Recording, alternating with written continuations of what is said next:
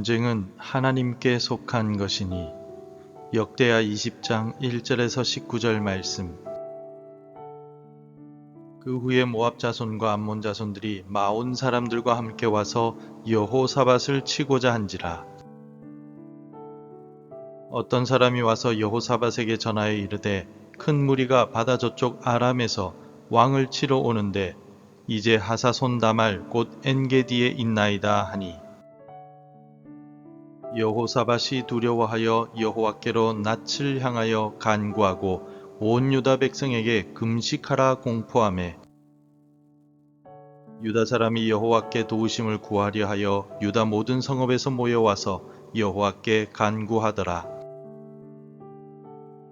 여호사밧이 여호와의 전 새 뜰 앞에서 유다와 예루살렘의 회중 가운데 서서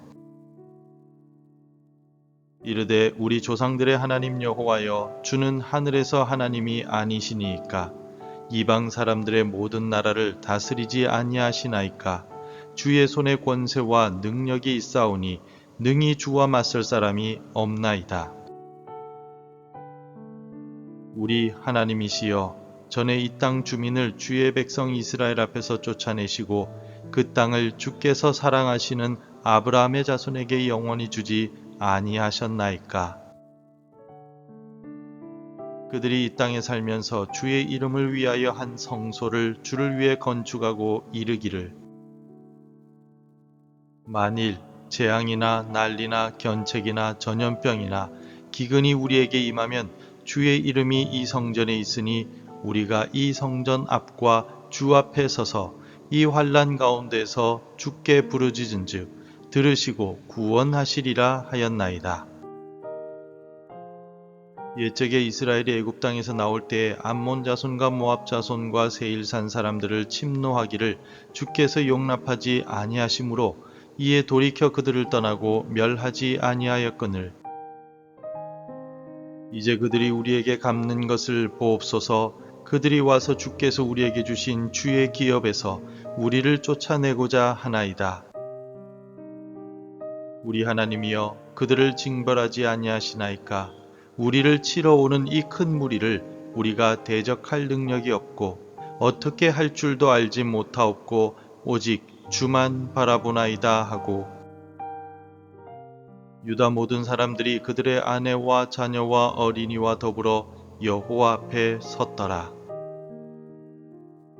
여호와의 영이 회중 가운데서 레위 사람 야하시엘에게 임하셨으니 그는 아삽 자손 마따냐의 현손이요 여이엘의 증손이요 브나야의 손자요 스가랴의 아들이더라. 야하시엘이 이르되 온 유다와 예루살렘 주민과 여호사밧 왕이여 들을지어다. 여호와께서 이같이 너희에게 말씀하시기를, 너희는 이 큰 무리로 말미암아 두려워하거나 놀라지 말라. 이 전쟁은 너희에게 속한 것이 아니요 하나님께 속한 것이니라. 내일 너희는 그들에게로 내려가라. 그들이 시스고게로 올라올 때 너희가 골짜기 어귀 여루엘 들 앞에서 그들을 만나려니와, 이 전쟁에는 너희가 싸울 것이 없나니 대열을 이루고 서서 너희와 함께 한 여호와가 구원하는 것을 보라. 유다와 예루살렘아, 너희는 두려워하지 말며 놀라지 말고 내일 그들을 맞서 나가라. 여호와가 너희와 함께 하리라 하셨느니라 하매, 여호사밧이 몸을 굽혀 얼굴을 땅에 대니 온 유다와 예루살렘 주민들도 여호와 앞에 엎드려 여호와께 경배하고, 그핫 자손과 고라 자손에게 속한 레위 사람들은 서서 심히 큰 소리로 이스라엘 하나님 여호와를 찬송하니라. 혹시 살면서 내 힘으로는 도저히 해결할 수 없는 거대한 벽 앞에 서본 경험이 있으십니까? 지난 2014년에 저는 갑작스러운 추방을 당해서 보름 만에 짐을 싸서 출국을 해야만 했었습니다. 정말 당황스럽고 몇 년 동안 터전을 잡고 살았던 흔적들을 한순간에 정리할 수도 없었습니다. 그래서 거의 버려두다시피 하며 나왔던 기억이 있습니다. 아마도 우리의 삶 전반에도 이러한 순간들이 있을 것입니다. 갑작스러운 질병의 진단이나 가정의 경제를 뒤흔드는 재정적인 위기, 돌아설 수 없을 만큼 깨어져 버린 관계 문제 같은 것들 말입니다. 오늘 본문에 나오는 남유다의 왕 여호사밧이 바로 그런 상황에 처했습니다. 모압, 암몬, 마온이라는 세 나라가 연합하여 거대한 군대를 이끌고 유다를 침공해 왔습니다. 당시 유다의 군사력으로는 도저히 감당할 수 없는 그야말로 국가의 존망이 걸린 절체절명의 위기였습니다. 만약에 이러한 엄청난 문제를 만나게 되면 우리는 어떤 반응을 먼저 보일까요?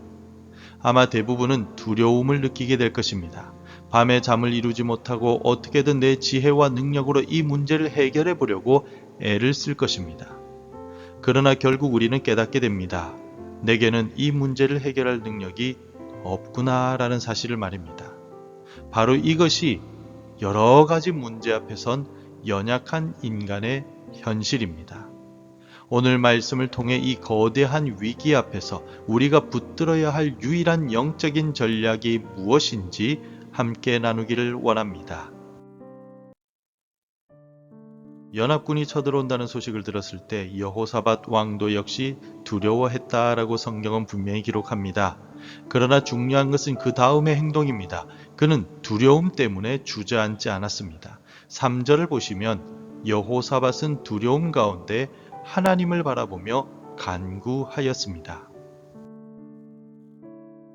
여호사밧은 의지적으로 결단하여 자신의 시선을 문제에서 하나님께로 옮긴 것입니다. 그리고는 온 백성에게 금식을 선포하고 함께 기도하기 시작했습니다. 이어서 성경이 기록한 그의 기도를 한번 보십시오. 단순히 하나님 살려주십시오 라고 울부짖는 기도가 아니었습니다. 먼저 하나님의 위대하신 주권과 능력을 찬양하고 과거의 이스라엘 조상들에게 베푸셨던 신실한 언약을 기억하며 여호사밧은 기도했습니다. 그리고 12절에서 이렇게 고백하고 있습니다. 12절을 함께 읽겠습니다. 우리 하나님이여 그들을 징벌하지 아니하시나이까. 우리를 치러 오는 이 큰 무리를 우리가 대적할 능력이 없고 어떻게 할 줄도 알지 못하옵고 오직 주만 바라보나이다 하고. 여러분, 이것이 바로 기도의 핵심입니다. 나의 완전한 무능력과 무지함을 인정하는 것, 그리고 나의 유일한 소망이 오직 주님께만 있음을 고백하는 자세가 진정한 기도의 자세입니다. 바로 그 자리가 하나님의 능력이 시작되는 자리이기 때문입니다. 이 같은 여호사밧의 기도는 겟세마네 동산에서 내 뜻대로 마시옵고 아버지의 뜻대로 하옵소서라고 기도하셨던 예수 그리스도의 기도이기도 합니다. 우리 주님은 우리의 연약함을 다 알고 계십니다. 그리고 지금도 우리를 위해 중보하고 계십니다. 여러분들을 두렵게 하는 문제가 무엇입니까? 그 문제의 시선을 고정하지 마십시오. 전심으로 간절하게 얼굴을 들어 하나님을 바라보십시오. 나의 무능력을 인정하는 바로 그 기도의 자리에서 하나님의 역사가 시작될 것입니다. 왕과 백성이 한 마음으로 기도할 때 하나님의 영이 야하시엘이라는 레위 사람에게 임하여 말씀하십니다. 15절을 함께 읽겠습니다. 야하시엘이 이르되 온 유다와 예루살렘 주민과 여호사밧 왕이여 들을지어다. 여호와께서 이같이 너희에게 말씀하시기를 너희는 이 큰 무리로 말미암아 두려워하거나 놀라지 말라.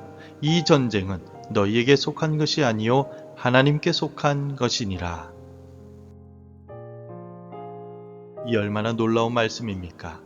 이 전쟁은 너희 전쟁이 아니다. 내 전쟁이다. 너희는 싸울 필요조차 없다. 그저 가만히 서서 내가 어떻게 너희를 구원하는지 지켜보기만 하라. 하나님께서 이 전쟁의 주도권을 완전히 가져가신 것입니다. 그렇다고 해서 그냥 아무것도 하지 말고 팔짱 끼고 구경하라는 뜻도 아닙니다. 17절 말씀을 보시면 하나님께서 대열을 이루고 서서라고 말씀하셨습니다. 다시 말해서 하나님께서 주실 승리를 믿고 흔들리거나 두려워하지 말고 믿음의 자리를 굳건히 지키라라는 명령인 것입니다. 혹시 지금도 내 삶의 문제를 내 힘으로 해결하려고 끙끙대며 싸우고 계십니까? 오늘 이 시간 그 문제의 주도권을 하나님께 온전히 넘겨 드리십시오. 주님, 이 전쟁은 제 것이 아니라 주님의 것입니다. 이 믿음의 고백 위에 임하는 하나님의 구원을 보게 될 것입니다. 마지막으로 하나님의 약속의 말씀을 듣자마자 여호사밧과 백성들은 어떻게 반응했습니까? 18절 말씀입니다. 여호사밧이 몸을 굽혀 얼굴을 땅에 대니 온 유다와 예루살렘 주민들도 여호와 앞에 엎드려 여호와께 경배하고, 그들은 즉시 땅에 엎드려 하나님께 경배했습니다. 그리고 레위 자손들은 자리에서 일어나 심히 큰 소리로 하나님을 찬송했다라고 19절에서 기록하고 있습니다. 그런데 가만히 생각해 보십시오. 아직까지 현실적으로는 아무것도 변하지 않았습니다. 적군들은 여전히 코앞에 있고 상황은 똑같이 위급합니다. 그러나 그들은 하나님의 약속을 믿었습니다. 그리고 그 믿음으로 미리 찬양하기 시작한 것입니다. 이것이 바로 세상을 이기는 믿음의 능력입니다. 상황과 조건에 따라 드리는 감사가 아닙니다. 보이지 않아도 신실하게 일하실 하나님 한 분만으로 인해서 드리는 찬양입니다. 이 찬양은 앞으로 다가올 승리를 미리 선포하는 영적인 선전포고와도 같습니다. 히브리서는 믿음은 바라는 것의 실상이요 보이지 않는 것들의 증거라고 선언하였습니다. 또 믿음의 주요 온전케 하신 이인 예수를 바라보자 라고 권면하고 있습니다. 우리는 예수 그리스도께서 이미 이루신 그 위대한 구원의 승리 때문에 어떤 절망적인 상황 속에서도 하나님을 바라보며 찬양할 수 있는 놀라운 특권을 받은 사람들입니다. 기도에도 응답이 보이지 않아 낙심하고 계십니까? 현실의 벽이 너무 높아 원망과 불평만 나오고 있습니까? 오늘 믿음으로 찬양을 선택하십시오. 우리의 입술에서 터져나오는 찬양이 두려움의 영을 몰아내고 하나님의 임재와 능력을 경험하는 통로가 될 것입니다. 말씀을 맺겠습니다. 오늘 우리는 감당할 수 없는 인생의 위기 앞에서 우리가 취해야 할 유일한 전략을 배웠습니다. 그것은 바로 두려움을 기도로 바꾸고 싸움의 주도권을 하나님께 넘겨드리며 믿음으로 먼저 찬양하는 것입니다. 이 모든 것은 우리 힘으로 할 수가 없습니다. 오직 우리의 영원한 승리자이신 예수 그리스도를 믿을 때 가능합니다. 예수님은 이미 모든 전쟁에서 승리하셨습니다. 아직도 내 인생의 문제를 홀로 짊어지고 힘겹게 싸우고 있는 분이 계시다면 오늘 그 모든 짐을 십자가 앞에 내려놓으십시오. 다 이루었다라고 외치신 우리 주님의 승리가 바로 우리의 승리가 될 것입니다. 이제 오늘 각자 삶의 전쟁터로 돌아갈 때 우리의 결심이 아닌 성령 하나님의 능력을 의지합시다. 성령께서 우리 안의 두려움을 몰아내고 기도할 힘을 주시며 믿음으로 찬양할 용기를 부어 주실 것입니다. 전쟁은 하나님께 속한 것이니 이 진리를 붙들고 오늘 하루도 믿음으로 승리하는 모든 성도님들이 되시기를 주님의 이름으로 축원합니다. 기도하겠습니다. 승리의 하나님, 지금껏 우리를 보호하시고 지켜주신 은혜에 감사를 드립니다. 하지만 우리는 감당하지 못할 문제에 직면하면 주님을 바라보기보다는 두려움에 사로잡혀 내 힘으로 해결하려고 하였습니다. 우리를 불쌍히 여겨주시고 용서해 주옵소서. 이제부터는 여호사밧처럼 승리의 하나님을 의지하게 하시고 최후 승리를 얻을 때까지 예수 그리스도를 의지하며 믿음으로 살아가게 하옵소서. 예수님의 이름으로 기도드립니다. 아멘. 계속해서 함께 기도해 주시기 바랍니다. 나의 두려움이 변하여 기도가 되게 하소서. 하나님께서 싸우심을 믿고 용기를 가지게 하소서. 모든 상황들을 넘어서 주만 찬양하게 하소서. 하나님의 말씀으로 하루를 시작하는 은혜를 주옵소서. 오늘도 말씀대로 살아가며 열매 맺는 하루가 되시기를 축복합니다.